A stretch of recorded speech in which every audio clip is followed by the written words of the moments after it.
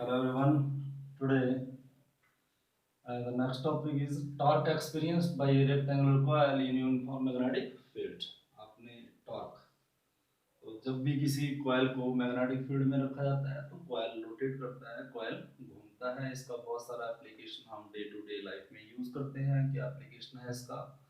Electric energy को हम mechanical energy में, मोशनल एनर्जी में चेंज कर लेते हैं। और नंबर टू, मूविंग कॉइल का यूज करते हैं हम गैल्वेनोमीटर में। तो today's topic is torque experienced by a rectangular coil in uniform magnetic field। तो कॉइल क्या होता है? कॉपर वायर लिया एक, this is a copper wire. Copper wire का मैंने इस तरह से आर्मेचर बना लिया, रेक्टेंगुलर फ्रेम बना लिया। तो इसको जब मैग्नेटिक फील्ड में रखेंगे, करंट देंगे इसको, तो इसमें रोटेशन आता है। तो रोटेशन इसमें कैसे आता है?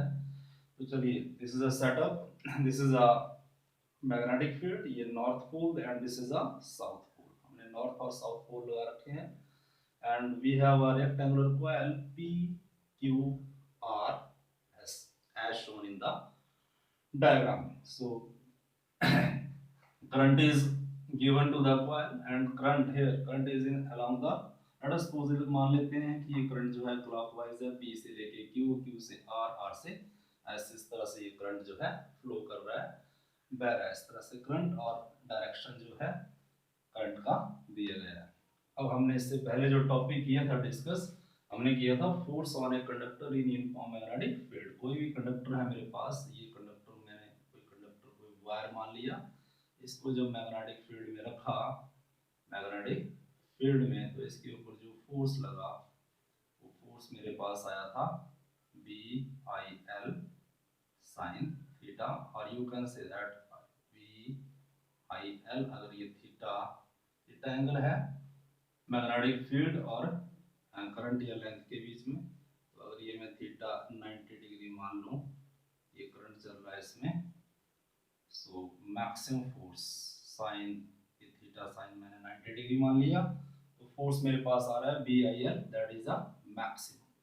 किसी भी कंडक्टर को जब आप मैग्नेटिक फील्ड में रखोगे तो उसके ऊपर जो फोर्स आता है, that is the product of magnetic field और उस कंडक्टर में जो करंट पास कर रहा है और उसका जो लेंथ है, राइट। तो बी आई एल ये हमने याद रखना है, बी आई एल। किसी भी कंडक्टर को जब मैग्नेटिक फील्ड में रखेंगे तो उसके ऊपर फोर्स आता है B I L. Okay, so this is a coil, this is placed in magnetic field. तो इसका जो आर्म है, arm P Q, P Q जो आर्म है, इसमें करंट आई चल रहा है और इसमें मैग्नेटिक फील्ड बी है। तो मुझे, मेरे पास फ्लेमिंग लेफ्ट हैंड रूल है, फ्लेमिंग लेफ्ट हैंड रूल कर से मैं डायरेक्शन लगा सकता हूँ पता। इस आर्म पे चेक करते हैं कितना इसके ऊपर फोर्स लग रहा है। तो this is my left hand, अपना बेटा ये लेफ्ट हैंड ऐसे करो, ऐसे करो अपना लेफ्ट हैंड। तो ये जो डायरेक्शन है, ये फिंगर मुझे मैग्नेटिक फील्ड का डायरेक्शन देगा और ये मिडिल फिंगर बीच वाला मुझे करंट का डायरेक्शन देगा और थंब मुझे फोर्स का डायरेक्शन देगा। तो अगर मैं इस पॉइंट पे बात करूं तो इस पॉइंट पे this is the direction of magnetic field, right. और करंट जो है, करंट ऊपर चल रहा है, तो करंट ऊपर, this is the direction of magnetic field, current अपर चल रहा है। तो अंगूठा का डायरेक्शन जो है मेरा, वो अंदर की तरफ आ रहा है, तो that is the direction of force. ये जो आर्मेचर है, जो आर्म है, इसके ऊपर जो फोर्स लग रहा है वो अंदर की तरफ लग रहा है। तो ये मैं अंदर की तरफ जो है, मैं ये फोर्स मैंने ये रिप्रेजेंट कर दिया यहाँ पे, this is a force in the inward direction, अंदर की तरफ इसके ऊपर फोर्स लग रहा है, राइट।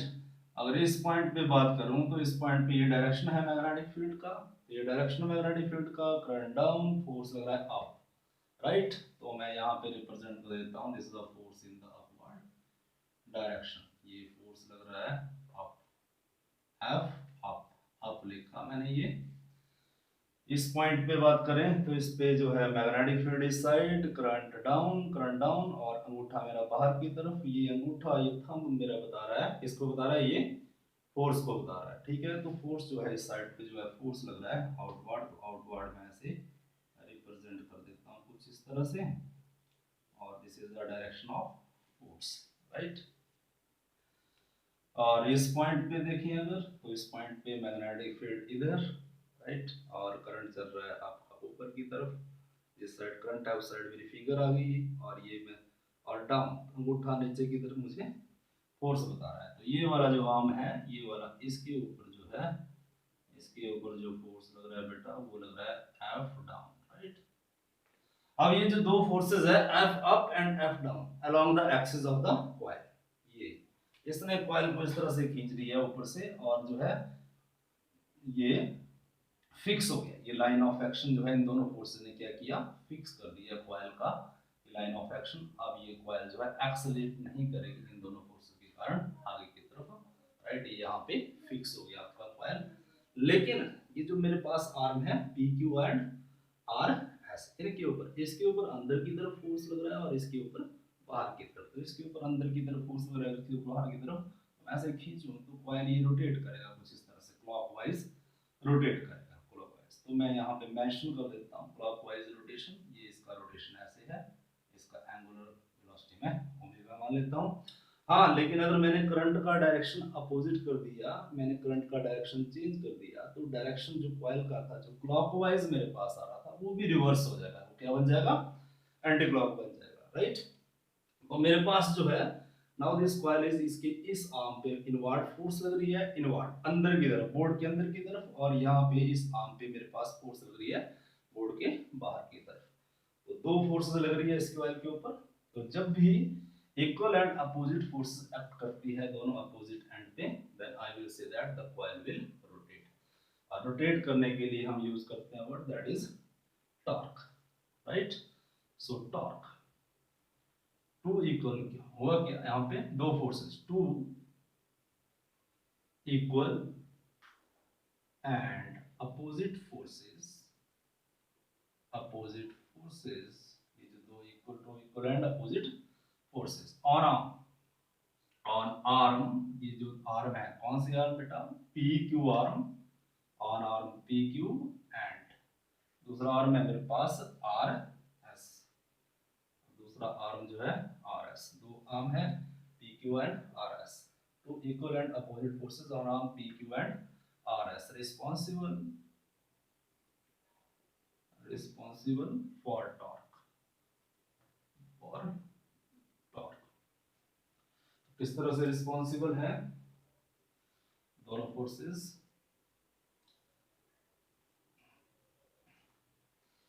अब मैं इसका ये भी मान लेता हूं, इसका जो लेंथ है दैट इज बी, ये बी, और ये वाला इसका that is small A, right. तो फोर्स टॉर्क जो है, सिंगल फोर्स मेरे पास कितना लगेगा यहाँ दोनों आर्म पे, सिंगल फोर्स लगेगा F is equal to B I L, बिल से लिखते थे। तो यहाँ पे बी मैग्नेटिक फील्ड है, आई करंट है, और इसकी लेंथ जो है दैट इज स्मॉल बी, दोनों आर्म पे, राइट। ये इक्वल एंड अपोजिट फोर्सेस ये नहीं होंगे, तो ये लगेगा बी आई बी, राइट।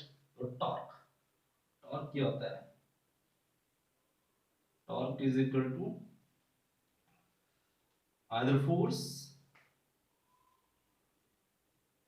ये दो फोर्स लग रही है, एक इस आर्म पे और एक इस आर्म पे, इनमें से एक कोई भी एक फोर्स का मैग्नीट्यूड हम ले लेते हैं, डायरेक्शन तो दोनों का अपोजिट है, into perpendicular distance, perpendicular distance between two forces, perpendicular distance between two forces.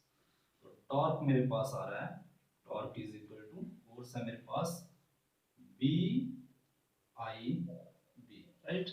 अब ये परपेंडिकुलर डिस्टेंस, इसका ये टॉप व्यू ऊपर से अगर देखें इसको, तो ये मुझे इस तरह से कुछ दिखाई देगा। ये इसका विड्थ है, ये फोर्स जो अंदर की तरफ लग रही है ये मैंने एफ अप से रिप्रेजेंट किया है, और ये फोर्स जो बाहर की तरफ लग रही है इसको मैंने एफ डाउन से यहाँ पे रिप्रेजेंट कर रखा है, राइट। अब इसका जो एरिया वेक्टर है, एरिया, ये जो कॉइल है, या इस पॉइंट पे भी देखूं मैं तो ये मैग्नेटिक फील्ड, तो मैंने ये ऐसे दे रखी है मैग्नेटिक फील्ड, और इस जो ये कॉइल है इसका एरिया वेक्टर जो है इधर की तरफ है, राइट। एरिया वेक्टर, इन दोनों के बीच में ये एंगल थीटा है, ये एंगल थीटा है, तो ये एंगल भी थीटा है। और इस ट्रायंगल से मैं अगर साइन थीटा निकालूं, साइन थीटा क्या होता है, परपेंडिकुलर अपॉन हाइपोटेन्यूज, तो sine theta is equal to perpendicular upon hypotenuse, that is ये C R and hypotenuse is A, तो C R is equal to A sine theta, ये बन जाएगा A sine theta, right, A sine theta. तो मेरे पास ये perpendicular distance बन गया ए साइन थीटा। अब a इंटू बी, ये b and this is a into B is equal to area of coil, area of coil. Coil copper का wire होता है, इंसुलेटेड वायर, उसको कॉइल बोलते हैं, आर्मेचर भी बोल देते हैं। तो अब ये रिप्रेजेंट कर रहा है मेरे पास, this is a B A, so torque is equal to B I और this is area B I A sine theta, right.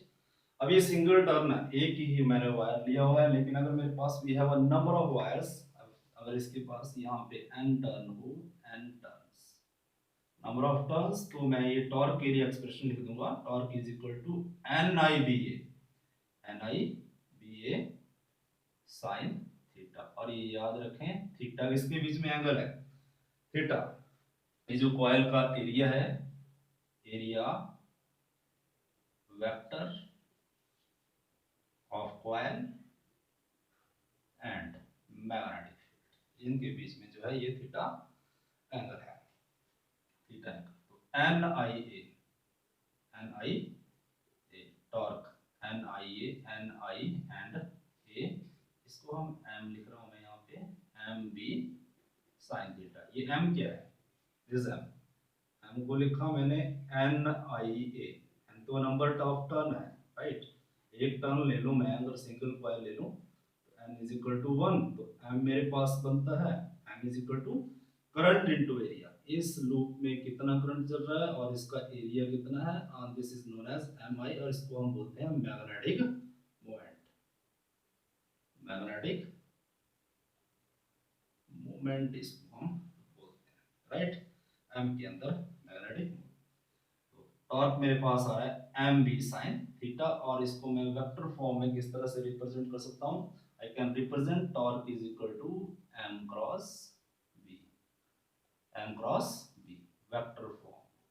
m cross b मुझे टॉर्क का डायरेक्शन देगा, कैसे, m cross b, ये m, इसके ये है m, और एरिया एक ही बात है, एक डायरेक्शन है m cross b, m cross b। तो इधर से ये ऐसे, तो जिस साइड ये घूमेगा m cross b, तो कॉइल रोट ऐसे कर जो है क्लॉकवाइज रोटेट करेगा। तो टॉर्क के लिए हमारे पास एक्सप्रेशन आया, torque is equal to m cross b, right. तो ये आपने समझ लिया होगा। अब हम ये चेक करेंगे कि किस पोजीशन पे मैक्सिमम टॉर्क मिलता है और किस पोजीशन पे मिनिमम टॉर्क मिलता है। मैक्सिमम टॉर्क कहाँ पे मिलेगा, टॉर्क हमारे पास आया, torque is equal to M B sine theta. M के अंदर याद रखें, एम के अंदर क्या है, एन आई ए, आप एरिया से याद रखें इसको, एरिया दैट इज, मैं एम लिख दिया है, M, right, not N, this is M.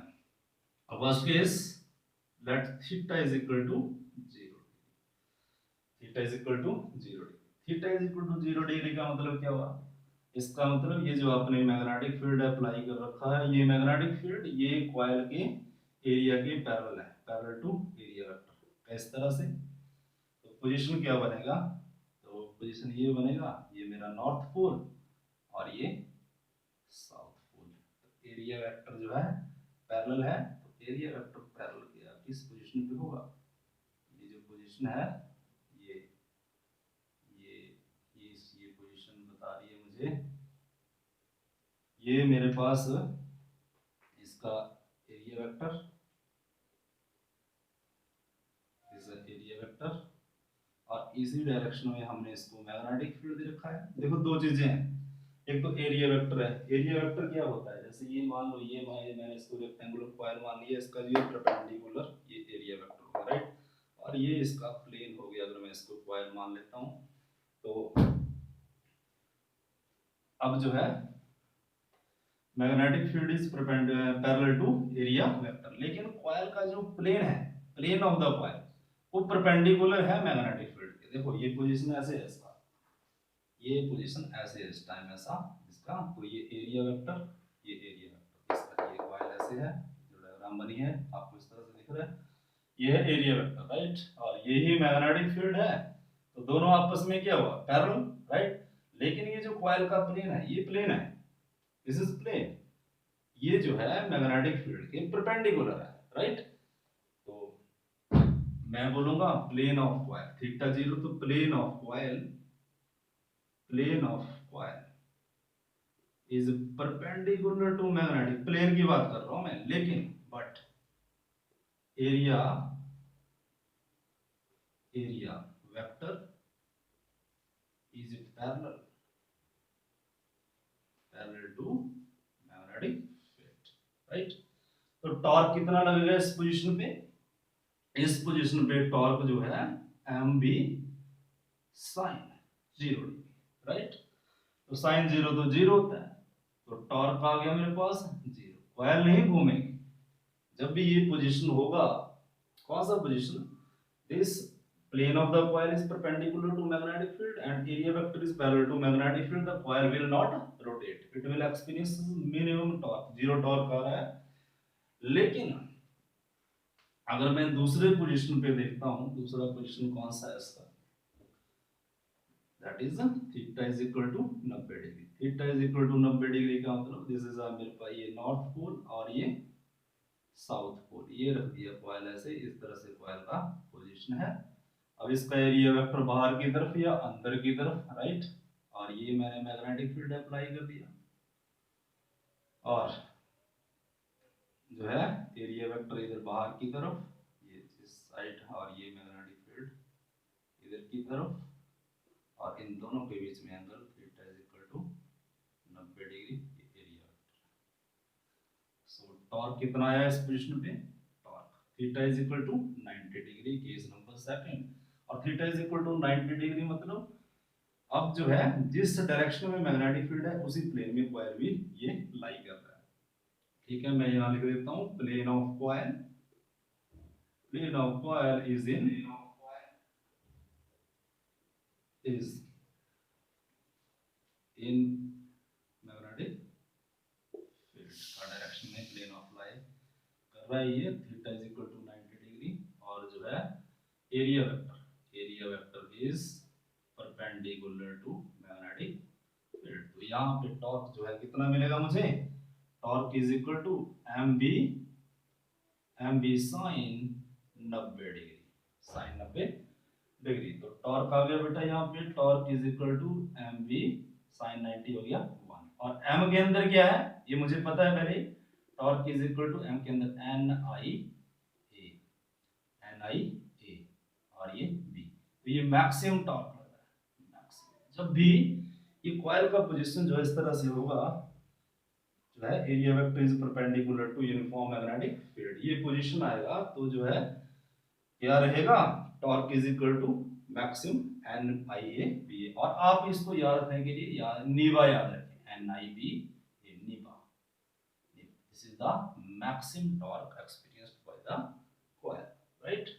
सो इसका एप्लीकेशन, जब भी कॉइल को मैग्नेटिक फील्ड में रखा तो ये रोटेट करेगा, और इसका बहुत सारा एप्लीकेशन है मेरे पास, जब भी मुझे इलेक्ट्रिक एनर्जी को मैकेनिकल एनर्जी में चेंज करना हो, या फिर मुझे इसके बाद इसका एप्लीकेशन है most important application, how this phenomena is used in moving coil galvanometer, galvanometer हम बनाते हैं तो उसमें हम इसको कैसे यूज करते हैं, तो नेक्स्ट वीडियो में करेंगे, दैट्स